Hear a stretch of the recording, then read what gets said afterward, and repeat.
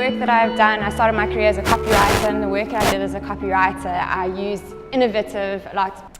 I also worked at what I would describe as a very innovative company for 3 years, which is, I think, why I got asked to speak today as well, which is GetSmart. So GetSmart is an online education company born out of Cape Town, still has a set of head offices in Cape Town. And it's grown very fast over the last 3 years. So when I started, there were about 70 people, and when I left a couple of months ago, there were 270 people. So while GetSmart's work environment is very unique, and especially in Cape Town, the CCDI actually recently did a case study on GetSmart about how they're using design principles and design processes within the company, and I think they found lots of different examples. So it's very unique in Cape Town, but I actually think it's a fairly comparable example of a highly competitive workplace and a fast-growing tech company. And while it's very laid back and an exciting environment, it's very fast-paced and fairly high pressure, and it's filled with many ambitious young professionals. It's competitive, and change is constant. As with any very innovative, fast-growing company, I probably moved chairs about 12 times when I was there. You're constantly moving teams and constantly moving offices, all sorts of things. And creativity and invention and reinvention is celebrated, but it's also expected of you. Things move fast, and if you aren't able to move fast and able to be creative, then you often don't keep up.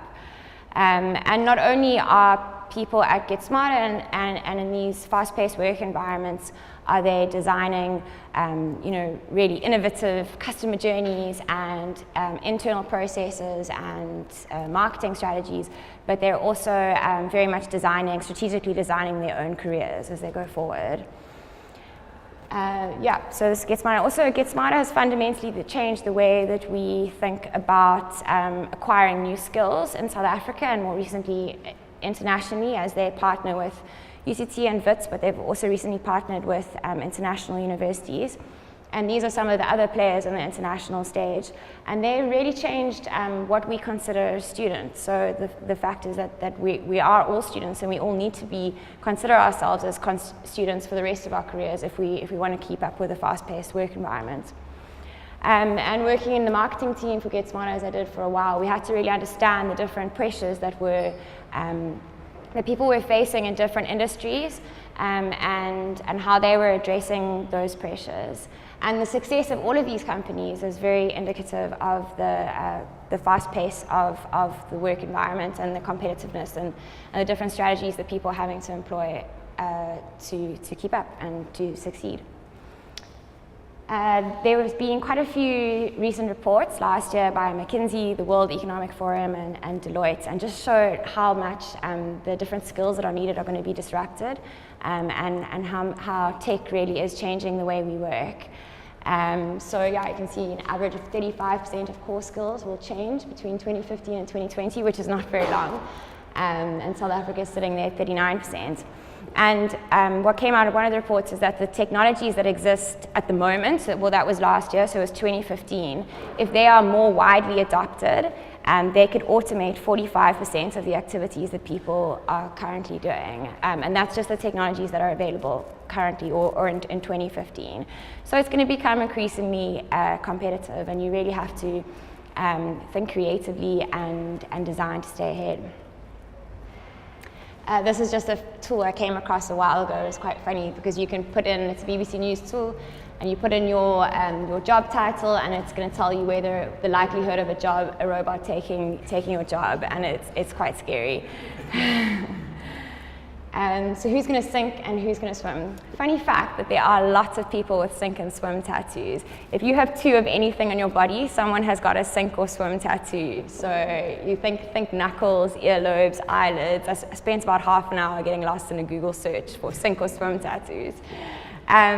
But the work environments that you want to be part of, or you want to create, or the projects that you want to create, the ones that are going to be termed innovative, they're going to be competitive, and they're going to be changing all the time, and they're going to be continue disrupted, especially over the next 5 years. So who will sink and who will swim? I guess the point that I'm trying to make is that innovation is no longer reserved for the entrepreneurs, for the prodigies, for the, sort of these prolific people, but in the reality, we all need to be innovators, and we all want to be described as innovative. And sitting back and fitting the mold or following someone else's career path is just not going to cut it anymore. So each person is actively designing their future, and I think there's a lot of design skills that we can learn to stay ahead. So creativity and practicality are the two that I've picked out first. For innovation, we really need the creative thinkers, the big ideas people, but we most certainly need the critical thinkers and the practical ones as well. And I don't think that critical thinking and creative thinking are mutually exclusive at all. Sometimes I don't really think of myself as a creative person. Certainly in like a space like this, I really don't think of myself as a creative. But then when I'm sitting in a room of accountants, I actually think, wow, I really am quite creative. So I think it's good to understand your strengths, but also to understand your strengths in context. Ideally, we'd be a great balance of both. I think the best designers have a fantastic balance of critical and creative thinking, and the prodigies, the CEOs, they really do have a great balance of both. But it's good to know when you need to wear both hats or when you need to partner with someone that really complements your strengths. These are just the top 10 skills that will be most needed in 2015 and 2020, and you can see the creativity and critical thinking really jump up. And what's quite interesting is that negotiation, coordinating with others, and people management actually takes a bit of a dive. And I think this is indicative of the fact that a lot of it's going to be automated, and that the way that we work is going to change. Remote teams are going to change the need for different skills. Observe, question, seek context. Designers really are the best observers. They do research by observation. They question and they seek context, but with a fundamental goal of finding solutions.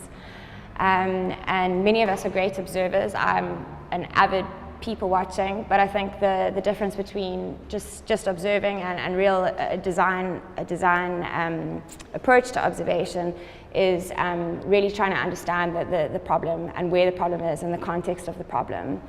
And the great thing is that now with market research and with understanding our target audience and the problems that exist and the challenges that they face, there's so many digital technologies that make this a lot easier. I mean, even just using social media surveys and really having quite a personal relationship with your customers or your potential customers, it's so much easier these days.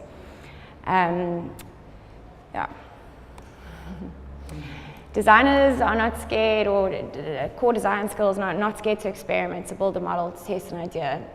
And I think gone are the days where we spend weeks writing business proposals and refining business proposals and having meetings. It still definitely exists, but again, with digital technologies, with social medias, there's so many different avenues that we can build a quick prototype, test it, and really be open with our ideas from the start.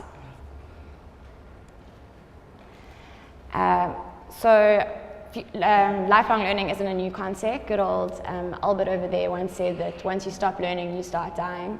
And again, the success of GetSmart and the great need for all of these MOOCs and online courses means that the job place is ever more competitive, and the need to constantly update your skills is just continuing.